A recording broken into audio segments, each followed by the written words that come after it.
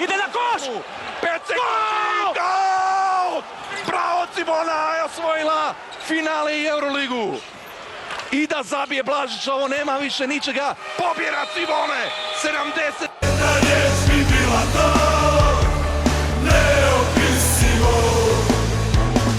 Najlakše je kad pitaju me koliko i kako ja nju volim. Jako samo jedna riječ mi bila to, neopisivo.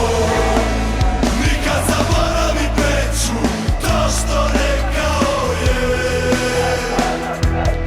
Hrvatsku ljubi sine i nikog više od nje. Tamo prvi put čuo sam, volim te Hrvatsko. Na pitanje ovo od tada odgovor znam. Najlakše je kad pitaju me koliko i kako ja nju volim. Jako samo jedna riječ mi bila to, neopisivo. 3 sekunde za pobjedu za finale.